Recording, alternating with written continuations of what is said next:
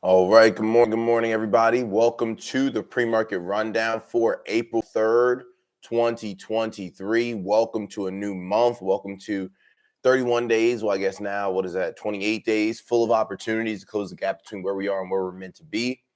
This is our daily pre-market rundown session where 8:40 a.m., 8:45 a.m., every day before the bell, right, Eastern Standard Time, we go over any and all information necessary to keep you consistently profitable here across these crazy markets. Get the camera to focus on. And I think sometimes it struggles with the contrast because I've got the light in front of me, the light behind me. Can we get there? We go. Awesome. Focused in. But basically, what we're going to go over every Monday, we got our deluxe session, right, where we go over the week ahead, what to expect out of the week, laying the groundwork. Expectations are everything in this game, right? You have to have the correct expectations in order to know how you need to be acting coming into the week. You don't just go into work on a blank slate every day, right? You know, hey, the boss might be stressed because we have this big deadline coming up, or you know that, hey, work is pretty easy. We just closed a big deal. Everyone's happy. You have to know the backstory. You have to know the exposition. You have to know what kind of environment you're walking into. It's the same thing with markets, right? And that starts on Monday. Knowing on Monday what is happening for the rest of the week and the week ahead in order to say, okay, this is how I'm going to approach this week, right? This is what my game plan is going to be like. That helps you set up the correct expectations, move the correct way, right? If you, leave expecting to go to a destination you don't know there's going to be a ton of traffic, you're probably going to be angry, right? You're going to be trying to conduct yourself a certain way when the environment isn't predisposed to that way being successful. You need to know what's going on in the environment, and then that way you can tailor your approach, right? Tailor how you do things.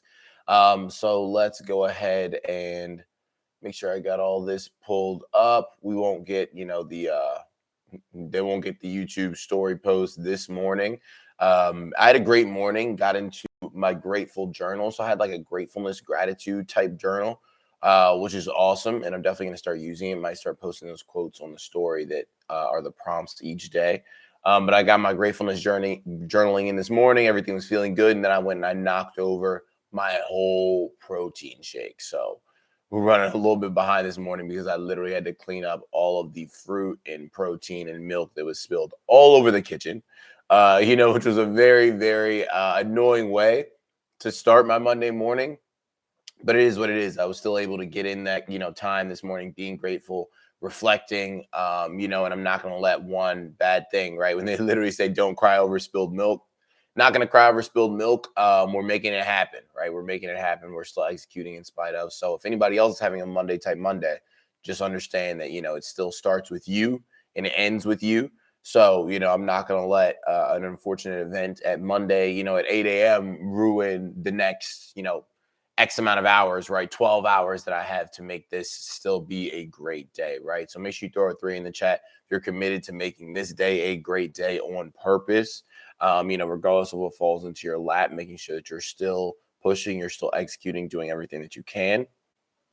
Now, let's see here. In terms of the economic calendar this week, I want to start with the week ahead, kind of looking, okay, what important dates do we have on the calendar? Let's see. So that was March 28th. So Monday, which is today, we've got ISM manufacturing numbers at 10 a.m. So that's something that, when the market opens, if you see some volatility around 10 a.m., that is what it's from. That's not anything like inflation data, right? That's not going to be a world shaking, I don't know, trend pushing piece of data. But just in case around 10 a.m. you go, oh, like what's going on? We got some weird, we got some big candles for maybe 1 minute. And when I say big, I just mean larger than normal candles. They don't have to be huge. But if you see anything like that at 10 a.m., it's because we get those manufacturing numbers.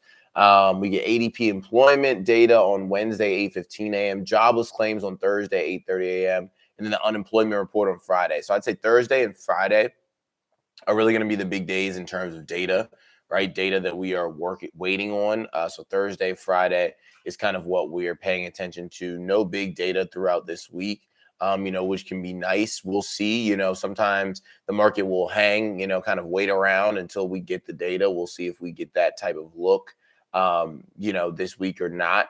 But we ran last week, very, very profitable week. Most importantly, it taught us a lot of different lessons, which was huge. And of course, we're looking to bring that into this week. So again, don't come into this week looking to revenge trade or looking to say, hey, I made $1,000 last week, I'm going to go for 2,000 this week. They are completely different weeks, right? Throw a 6 in the chat if you recognize that each week is a completely different week. Last week owes us nothing going into this week. This week owes us nothing in relation to last week. You can't look, because I've seen it so many times where people say, hey, I tripled my account last week, Adam, I'm looking to quadruple it this week. It's not the same thing, right? These aren't the same circumstances. The market is not going to move the same. So I need everyone to understand it's a new week, right? You getting wins last week does not mean you are guaranteed them this week. The market owes you absolutely nothing, right? Just because you grew your account last week does not mean you have to grow your account this week. So what does that mean? A couple of things. Number one, housekeeping. If you made great profits, withdraw them. You do not get paid by the markets unless you pay yourself. I don't care if you're looking to grow your account. You don't grow your account. Most often, you don't grow your account all at once, right? You need to focus on, okay, I doubled my account. I'm going to go back to where I was before, right? And then you say, I tripled my account, I'm going to go back to where I was before, right? If you had $1,000, now you have $2,000. Don't look to build that to $5,000. Just withdraw the $1,000 you made and start trading with $1,000 again, right? Because you don't trade the same way when you have more money. You just don't. So what you need to do is make sure that you can build it up a few times, right? Go 1,000 and 2,000 5 times, and then think about trading with 1,500 or 2,000. Right. So when we come off a week like last week, don't say, oh, okay, Adam, I went from 1,000 to 3,000. Now I want to go from 3 to 5. No, you should probably go from 1 to 3 back to 1. Right. Because then at the end of the day, even if you blow up that account, you still have $2,000 in profits left over. And you really had to, you had to watch that account go to 0 in order to blow it up. So it's just smarter, right? It's smarter to operate like that. So just kind of off the back of a great week, make sure that you are making the correct decisions and don't say, oh, I don't care about Adam. He's been doing this long, but I had a great week last week. What does he know? I'm going to just keep my money. And then what do you know? In a week and a half, you're right back to where you started, right? So pay yourself and mark that off, right? For some of you, it can be the first time you've ever paid yourself from trading, right? The first time you've ever withdrew money. That's awesome, right? That is awesome. That's an amazing experience. So make sure you experience that, right? Otherwise, it's just going to be round and round, up and down, black hole, right? And you don't want the market to be like that at all. Let's see here. Do we have any earnings creeping up?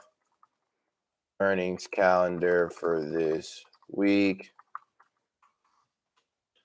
Market watch.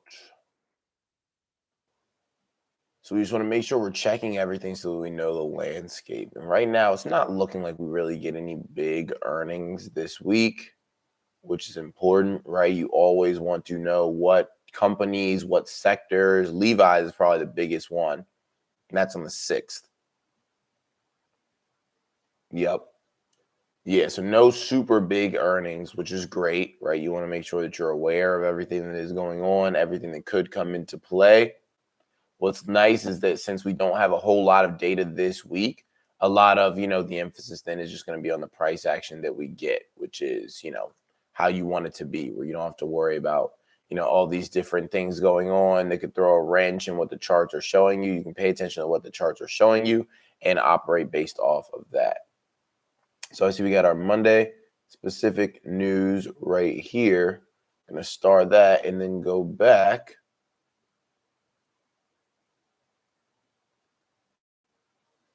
Let me double check that. Okay. And we're looking for that the week ahead. Got it. Awesome. So top news. The week begins with a focus on the energy sector as the OPEC Joint Ministerial Monitoring Committee meets to discuss oil production. The committee pledged to cut overall output by 2 million barrels per day at its last meeting in February and is largely expected to hold that line. In terms of earnings, right, like I said, not really. Like I thought, not a whole lot in terms of the week ahead, which again is nice to have. You don't have to be, kind of expecting craziness or be worried about craziness. Did I have I think my computer might have just frozen up on me, right? As I said, you don't have to expect craziness or worry about craziness. All right, there we go. Okay, we're back. Awesome. But yeah, no really huge corporate events, which is nice. Let's see here. And then double checking earnings. Constellation Brands, that is one. That is a household name. So Constellation Brands and then Levi Strauss. Those are the two kind of big household names that are reporting earnings this week. But other than that, no big earnings. So let's just go directly into our Monday specific news, and we can focus on that. So, top news surprise. Crude is back in the news following a shock oil output cut from major producers in the OPEC Plus group. WTI crude futures surged past $81 a barrel at the open to its highest price since late January, with May contract rallying as much as 8%, while June Brent crude opened at its best level in nearly a month, advancing by the same percentage to over $86 per barrel. The decision comes as the U.S. is still entangled in an environment of high inflation and has the potential to upend economic policies as well as monetary decision-making like upcoming Fed rate hikes. So the bigger picture, the output reduction will be led by OPEC kingpin Saudi Arabia, with total production cuts totaling near 1.2 million barrels per day. That will start in May and last until the end of 2023. Russia's recent production cuts of 500,000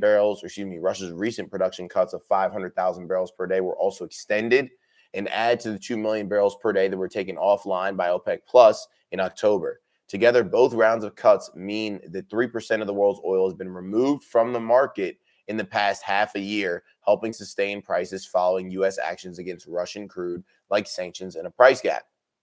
Now, Goldman Sachs charged its oil production and price forecast on the latest announcement, or changed it. I need to throw my glasses on this morning.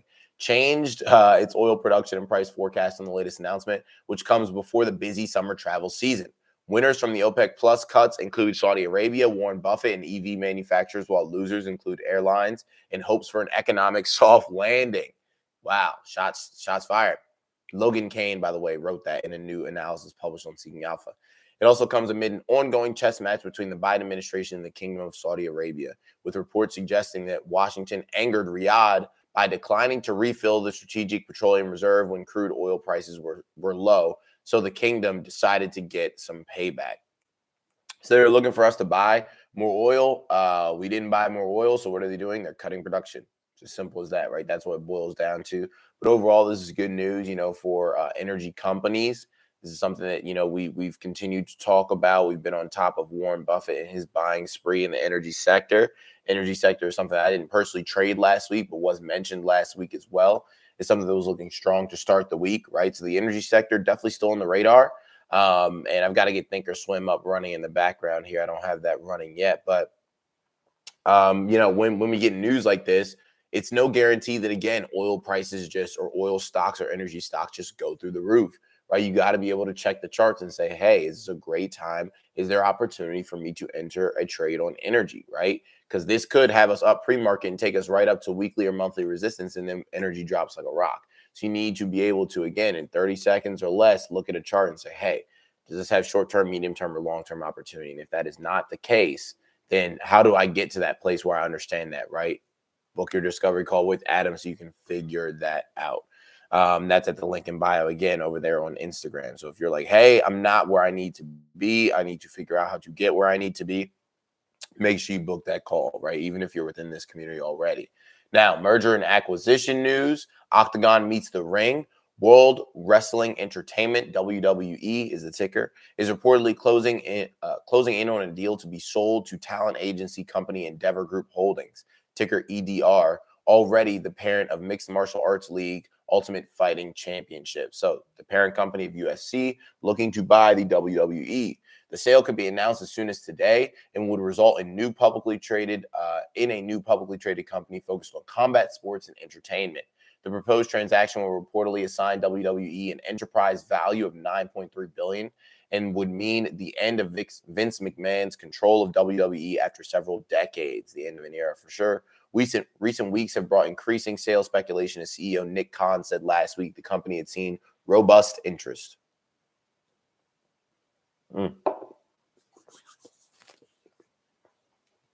Sorry, y'all. Some people probably hate eating noises, but if you're a little bit late, I knocked over my whole fruit shake, right? My whole protein shake from earlier. So I'm not going to let this one, which essentially cost me 2 shakes, sit over here and get warm, right? So I had to take a little sippy sip, make sure we're nice and nourished heading in the market open. Now, in terms of stock-specific news, Tesla. Analysts are still arguing over whether Tesla beat or missed delivery expectations for Q1, but the EV maker delivered a record 422,875 vehicles. Yeah, I saw weird headlines about that too. I saw headlines that were positive and the headlines that were negative, and I was like, okay, which one is it? I don't understand how there is still confusion around this. There has to be something around confusion in how Tesla reported or something like that, because it doesn't really make sense for you to say, hey, I expect to hit this number, and then people not know if you hit that number or not. It's pretty quantitative, right? Ones and zeros, either you did or you didn't. In terms of quotes, we continue to transition toward a more even regional mix of vehicle builds, including Model SX vehicles in transit to EMEA and APAC, noted the company on the production strategy. While Tesla has been charging forward with EVs, Wood Mackenzie says its solar roof technology has fallen short of installation targets, and the latest developments are sure to add more fuel to the constant Tesla debate. Now, in terms of broader economic news here, more layoffs. This kind of shocked me. McDonald's has been reportedly told by corporate that McDonald's has reportedly told corporate employees that its U.S. offices will remain closed early this week so the company can announce layoffs as part of a broad restructuring. So McDonald's literally closing corporate offices in order to figure out how many people they're going to lay off and where. So the fast food chain beat analyst estimates for Q4 earnings and revenues in January, but spooked the market after management warned that higher input costs meant 2023 operating margins could fall below what they were during analyst consensus estimates. At the time, McDonald's also said it could review corporate staffing levels as part of its business strategy. Is the company recession-proof? They talk about how they're seeking out a contributor who has an article on that. But overall, I think that's, again, just super impactful in terms of the big eight, right? Throw an 8 in the chat for the big eight. The big eight, formerly known as the big seven, right? Formerly known as the big six and the big five, way before, Russia and the war and all that. The big eight, right? Being the 8 factors influence how markets are moving right now. Inflation, interest rates, employment, right? This is related to employment. Employment is one of those top 3 where when you hear news about employment and what's happening, that not only affects those individual companies, but the broader landscape, right, of the economy, because employment and inflation are the 2 dual mandates of the Fed, right? Maintain full employment and keep inflation low.